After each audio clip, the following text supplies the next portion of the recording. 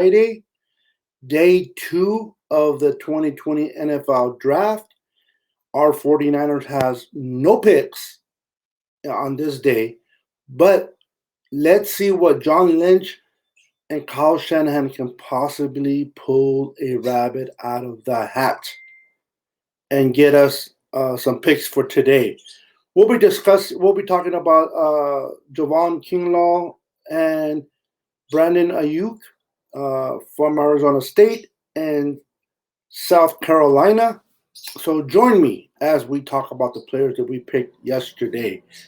But before we go any further, please follow us on YouTube by liking the live, hitting the subscribe button, and also hitting the notification bell so that you will be notified each and every time we go live.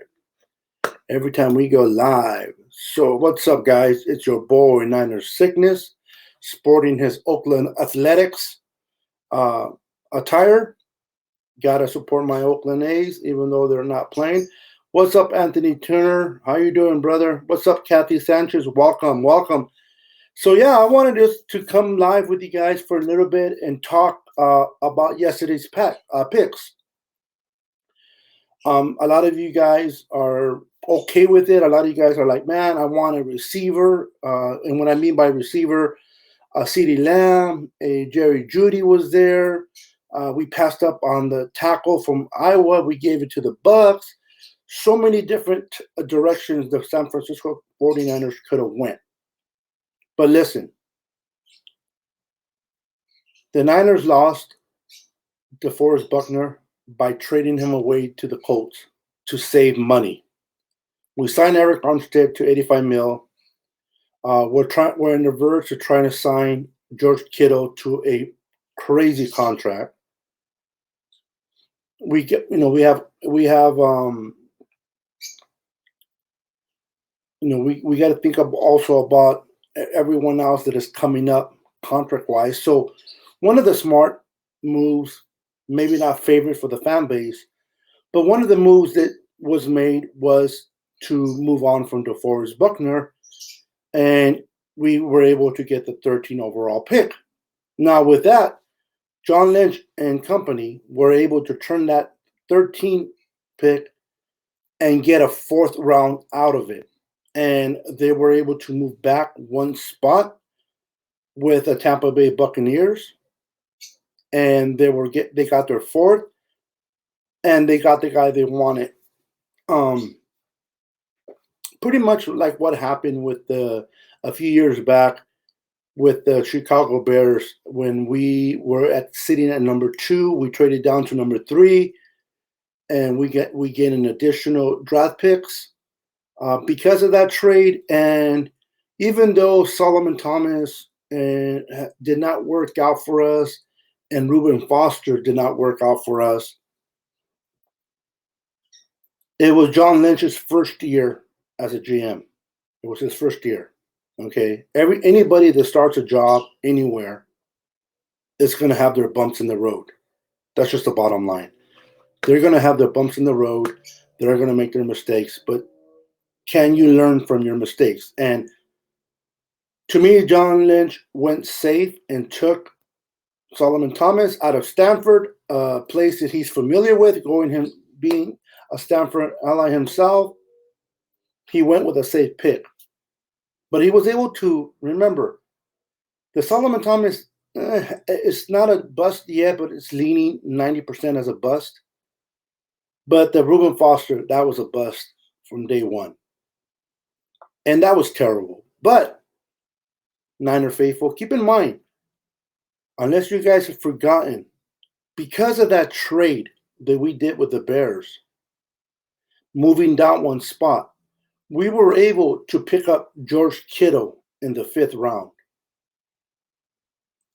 We were able to pick up George Kittle in the 5th round because of that trade we made with the Chicago Bears. So if there's a silver lining in that first draft by John Lynch and Kyle Shanahan, was that we got George Kittle out of it.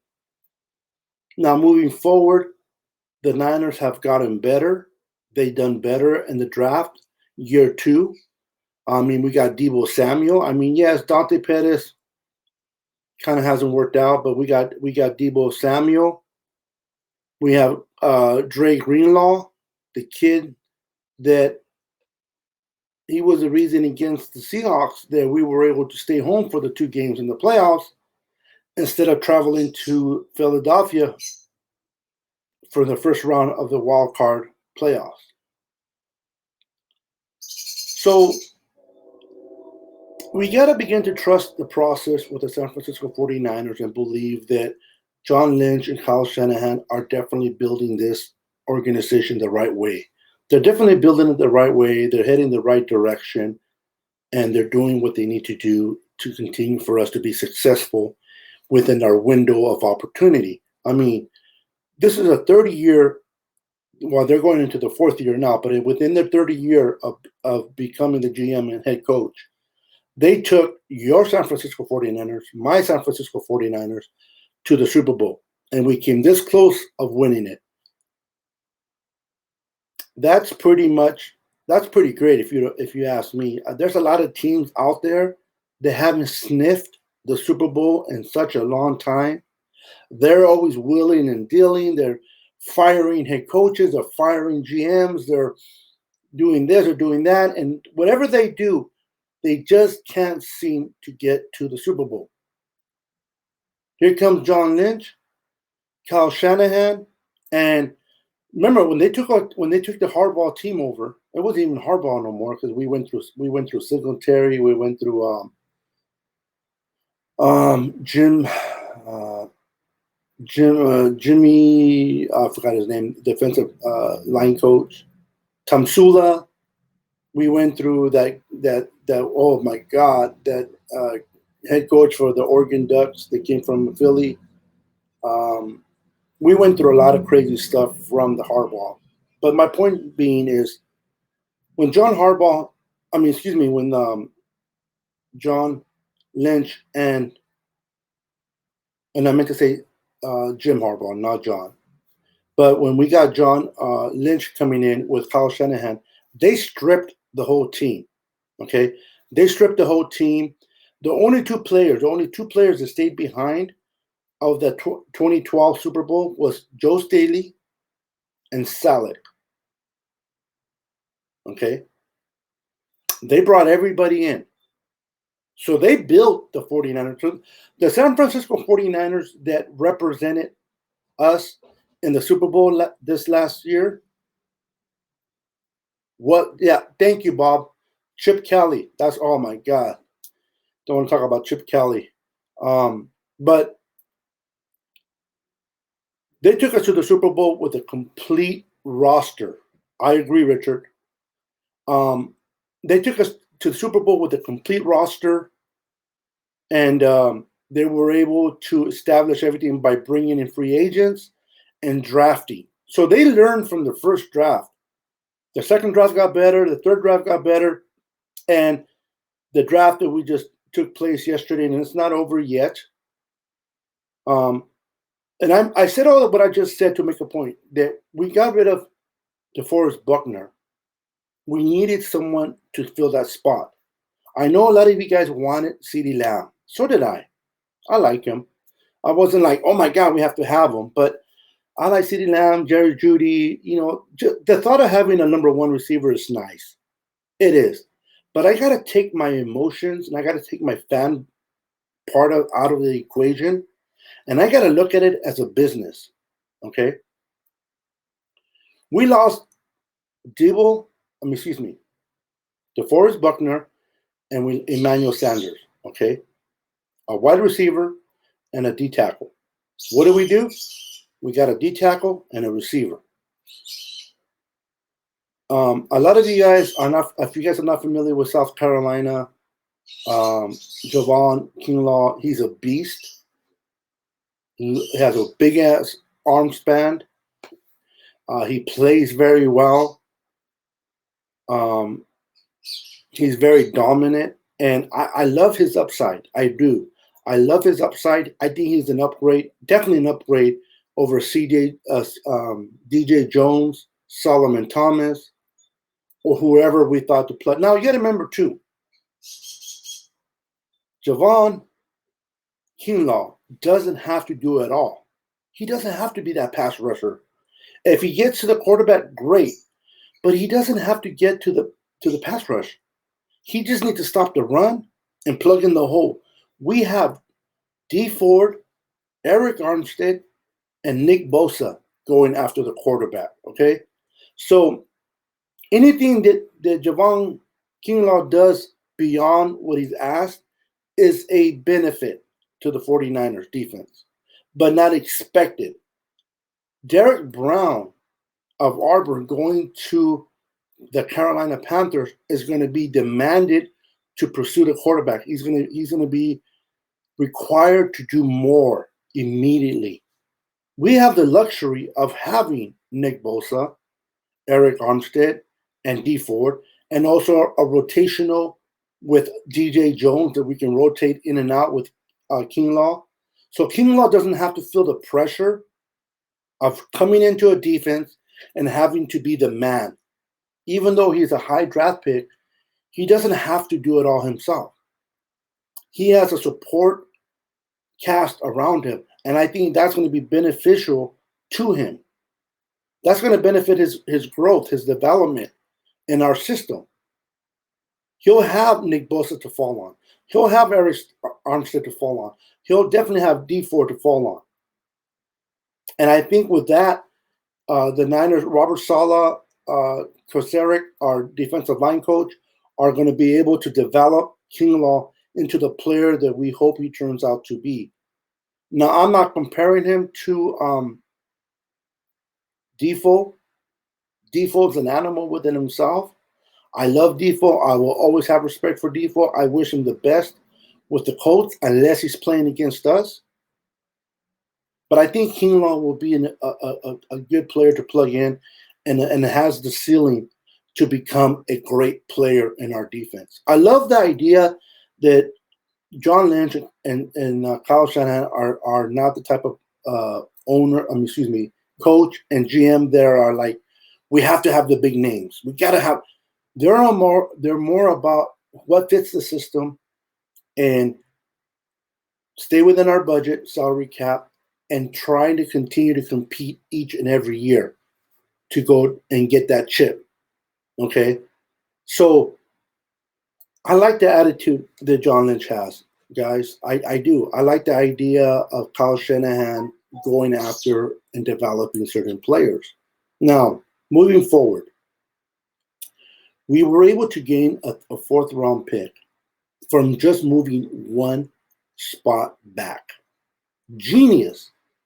The Niners were able to convince the Tampa Bay Buccaneers that we might take that last tackle, the really good tackle on the board.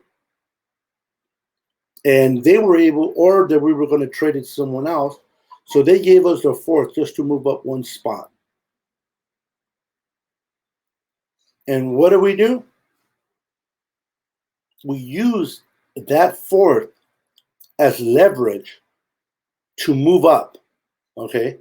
To move up from the 31st spot to the 25th with Minnesota Vikings to go after a receiver that Kyle Shanahan liked. And that receiver out of Arizona State, Brandon Alyuk, which only has one good year of film, but the possibilities, the roof is amazing for this kid. This kid is not a burner like Henry Ruggs III, but he's fast. He is fast. He can blow the top off a defense, man. He's fast. He's a very good route runner. You can play him at any position on the field. And that's the type of player that Kyle Shanahan loves. A versatile player that he can use in any down of the game, and he's able to utilize him with Deebo Samuel, George Kittle, our running backs, Jalen Hurd, if he comes and plays well this year, Trent Taylor, Kendrick Bourne. So we're definitely going to have a great offense. to be productive. And then we have the defense to continue to stop opposing offenses with a front line. We're going to be dominant with Kinlaw in there. We're not going to miss a beat. We're going to be very dominant defense again. And we just are getting better on offense. So I like the direction the Niners are going. I like what they did. Yes, were they a little aggressive going up from 31 to 25 to take Alyuk? Many of you guys are saying, well, wait a minute. Alyuk could have fallen to 31. You don't know that. You really don't know that. You're assuming that Brandon Alyuk could have fallen. What happens if the Green Bay Packers wanted him? And they took a quarterback instead of any of the other receiver, because that's the receiver the Niners took ahead of them. Or any other team. So to presume that he could have fallen to the Niners at 31, it's maybe he could have. Maybe he wouldn't. But the Niners felt, mainly Kyle Shanahan felt, this is the kid that I want. He's one of the kids. He's probably the number one receiver. I think it was between. I think he said it himself. It was between CeeDee Lamb and Brandon Alyuk. But they needed to fill in that gap on the defense, so they went with Kinlaw, and then they were able to get that receiver they liked as well in the 25th by moving up. So yes, we gave up the fourth that we collected from the Buccaneers, but keep in mind, if the Niners would have never traded down one spot and we would have never had that fourth pick by the Buccaneers, we wouldn't be able to move up to go after Brandon Alyuk. We would have to stay put at 31. Maybe he fell to us. Maybe he didn't. But Kyle Shanahan and John Lynch and the San Francisco 49ers felt this is the kid. This is the guy that we wanted. This is the kid that we coveted after. This is the kid we can utilize in our system. Let's go and get him. Let's go get him. And I love the aggressiveness of the 49ers. They're in the win now mode. They want to win now. Look what the Green Bay Packers did.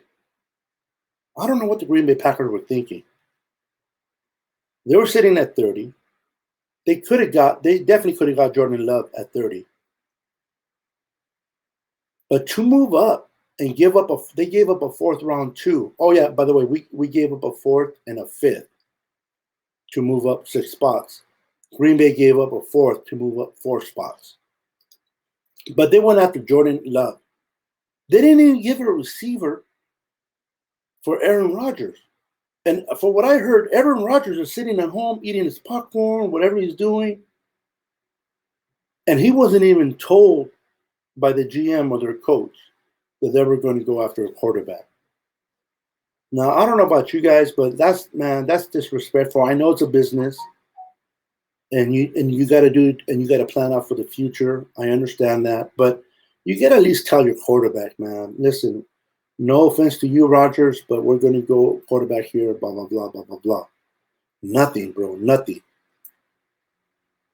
That's crazy. And I see what the Packers are doing, though. I mean, Aaron Rodgers is the same age that Brett Favre was when Aaron Rodgers was drafted back in 2005. Now, the difference is, okay, when Brett Favre was talking about, I don't know, he was going to retire. They didn't know if he was going to retire. They didn't know if he was going to stay playing. They didn't know what they were going to do with Brett Favre. Yet, Aaron Rodgers, that could have been the number 1 pick, should have been the number 1 pick instead of Alex Smith, fell to the 24th spot, okay?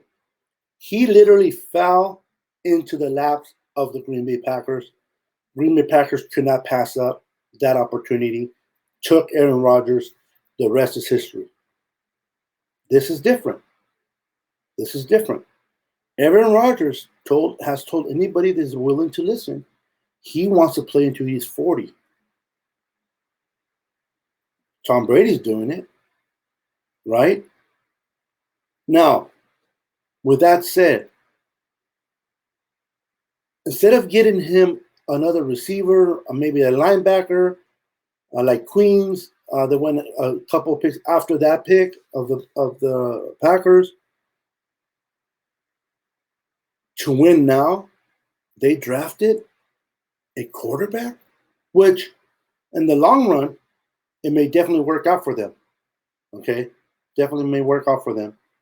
They may definitely they're going to have him underneath Aaron Rodgers. Aaron Rodgers is going to be able to teach him.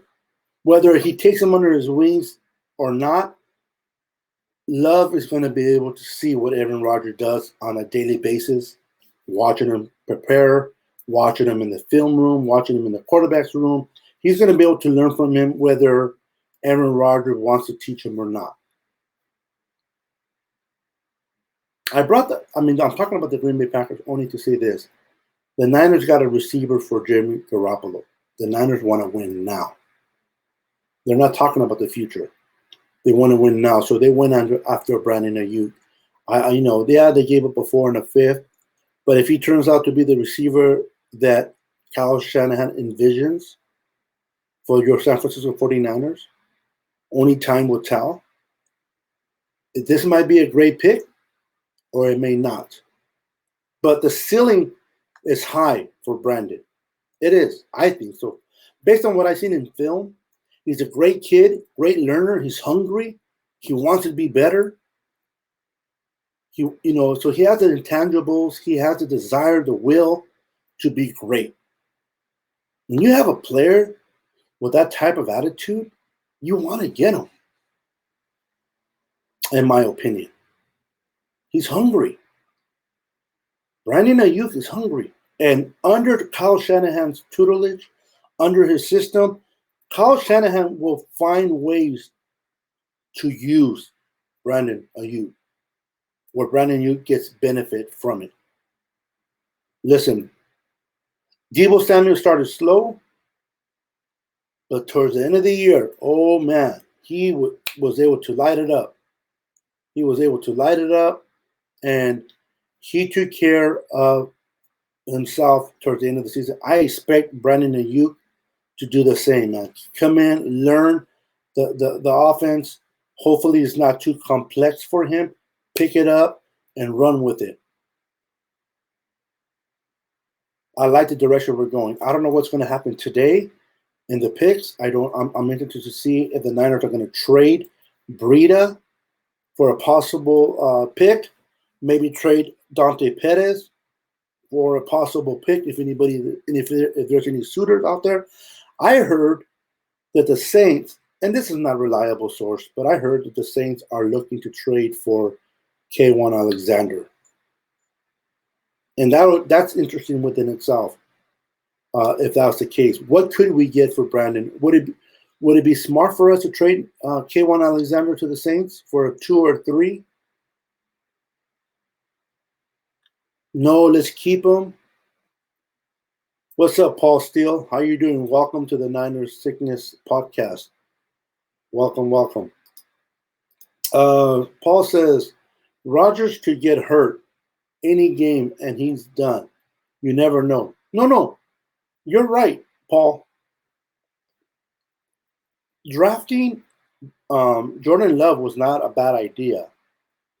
Not telling Rodgers that they were going to do so, I felt disrespectful. Now, it's not for certain that he wasn't told, but according to all the media outlets that I've been hearing, they all come to the same conclusion.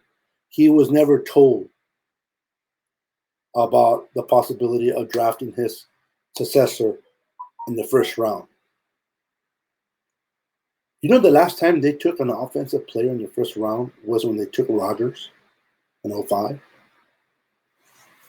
I mean, if they want to win now, why not help them out with a player on offense? I just don't get it. But you know what? Who cares? That's the Packers. We're the Niners. That's why we kicked their ass twice last year. Because we do it right, they don't. Paul says he can also return punts and kickoffs. Yes, he can. Yes, he can, Paul. I agree. Brandon Alyuk is a great punt returner. So we have him back there.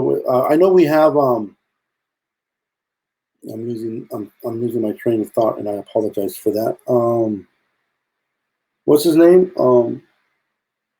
The guy that's our punt returner now. Oh my goodness, the receiver. Anyway, you guys know who I'm talking about. I just can't think of his name right now. He's pretty good. He's pretty good. But it's nice to give competition as well. Trade Goodwin. You know what, Paul? The Niners, I'm pretty sure they are trying to trade Goodwin, but at this point, it's not as easy. This is a heavy receiving type of draft with a lot of receivers. And, teams are kind of, they're like, should we trade for him? Shouldn't we? So I know the Niners they're trying to trade him, but they're not trying to give him away either.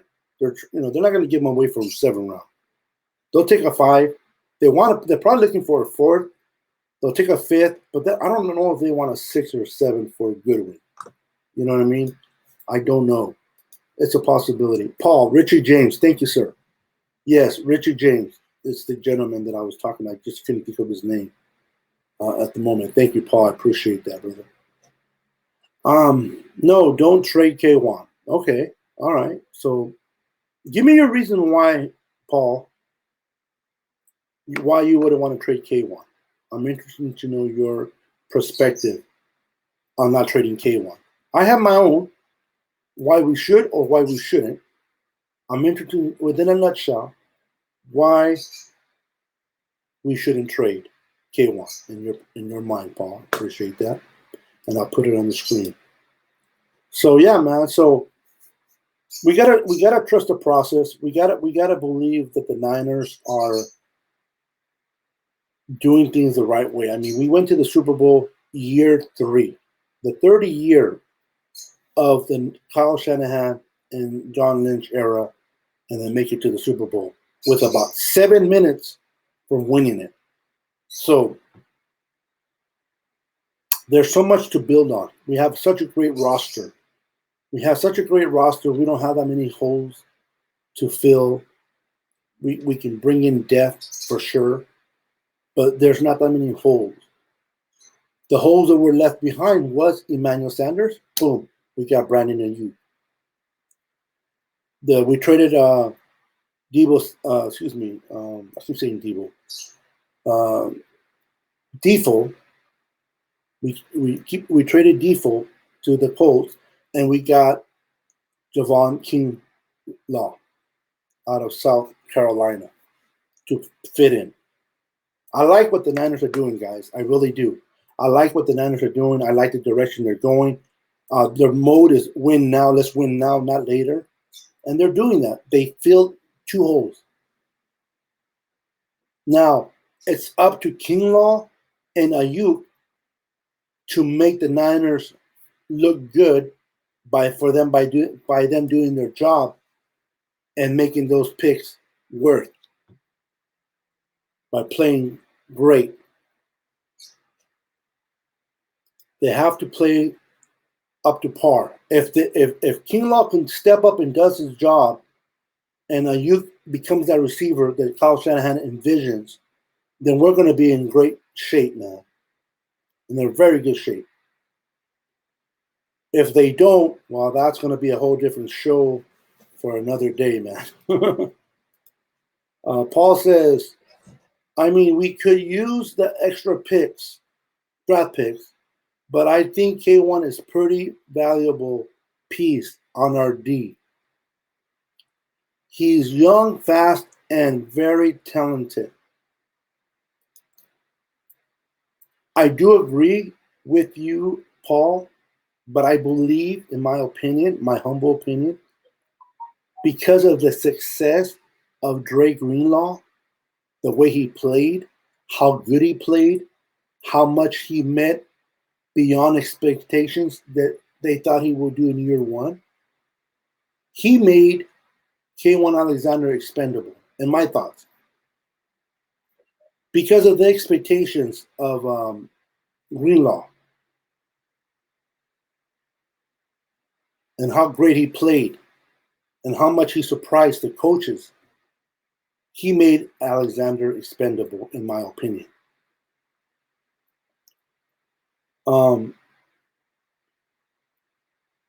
Yeah, man. So, but if we don't keep him, if we keep him, I'm okay with that too. I like K1 Alexander. I like his vibe.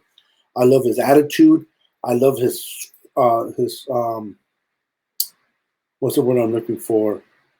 His tenacity. His suave, the way he gets the young kids going with the hot boys, and he gets the kids pumped up, and he's a veteran in the locker room, and he's exciting to watch. He leads by example, sideline to sideline type of a linebacker. So yeah, I like him. I love Fred Warner, K1 Alexander, and Greg Greenlaw.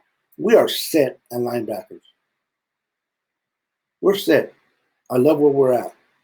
So, but if we get something that is too hard to pass from the Saints, then I would at least consider looking at what it is. You know what I mean? Paul says, "Hey Richard," responding to Richard's earlier comment. Good point. Greenlaw is a beast. Plus, we have Warner. Yes, we do. Fred Warner himself is a beast, man. Those two guys are amazing tender themselves. I am not comparing Fred Warner to Patrick Willis. Okay, I'm not even close. But I like the style of Fred Warner. I like his ceiling. He's only gotten better from day one. He's only going to get it even more better. So, that's what I'm looking forward. Richard says, Alexander, if traded, will be traded next year, I bet. That's a possibility. Richard, it's a very good, valid point that you're making there. Depending on how he plays in 2020 and his contract coming up, his bonuses, the money is going to count against the cap in 2021, could factor in a lot in what happens with K1. So we'll have to wait and see. But I like what our defense looks like right now. Richard Sherman is still playing strong. Emmanuel Mosley stepped up, and he's only going to get better.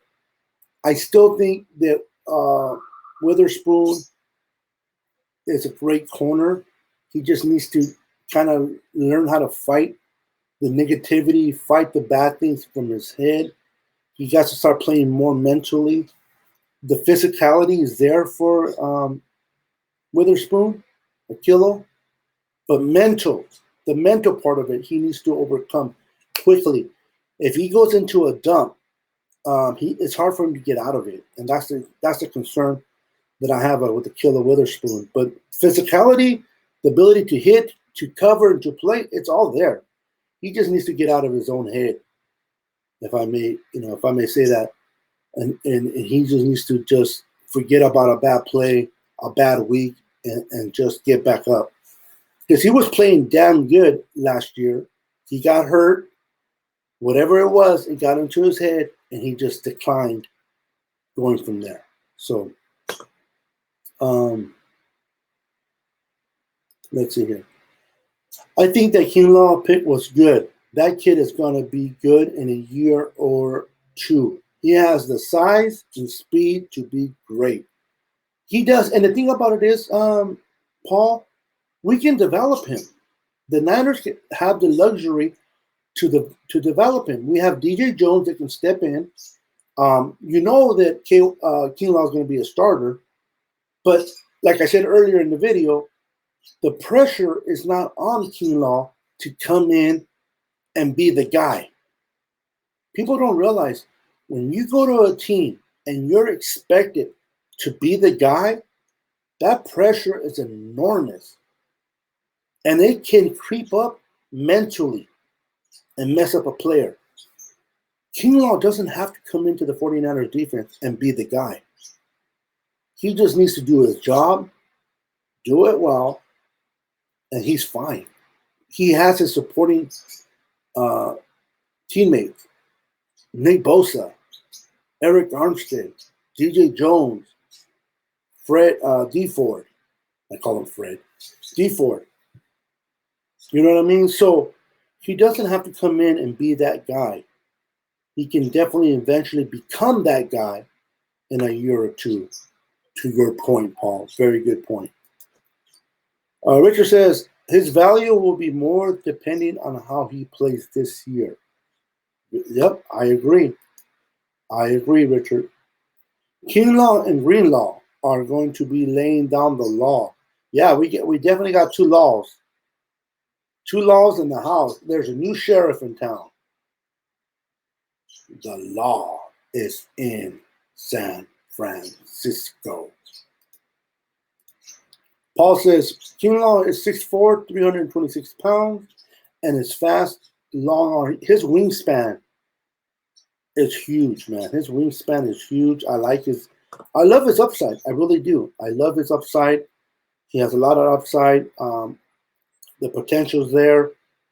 As long as he develops into that player that we think he will be. A lot of people are comparing him to Richard Seymour. Remember Richard Seymour from the Patriots? And then he went to the Raiders. Richard Seymour, that's a good comparison. I'm not saying that that's what he's going to turn around to be, but that's a definitely good comparison to. Somebody else has also compared him to Fletcher Cox from Philadelphia. That's also a good comparison. But I just want Kinlaw to be Kinlaw. I want everybody to say, damn, Javon Kinlaw is a beast. You know what I mean? So that's what it is, guys. So anyway, I wanted to come on here and just talk a little bit about the picks that we took. The draft is about to start in a few minutes, so I'm going to get off of here. Thank you for joining me, Paul, Richard, and anyone that came in and watched. I appreciate you guys. I hope I was able to, bring some clarification on our picks. Again, show your support by sharing this video, subscribing to our channel, hitting the like button, and hitting the notification bell so you will be notified each and every time we go live. I appreciate you. You guys are amazing. Love you guys. The Niner faithful are the best fan base in the NFL. That's why we are called the faithful. Enjoy the day 2 draft. Hopefully, we'll hear the Niners get a pick because of a trade. Let's see what happens. I'll probably come on later on tonight, and we'll talk about what took place. I might. But if the Niners do trade into this day's draft by trading somebody, I will definitely come on here and talk about that trade. So, with that said, ladies and gentlemen, thank you for watching. Go Niners. God bless, and talk to you soon. Peace. Niners forever. All right, guys. I'm your boy, Niner Sickness, and I am out. Talk to you soon.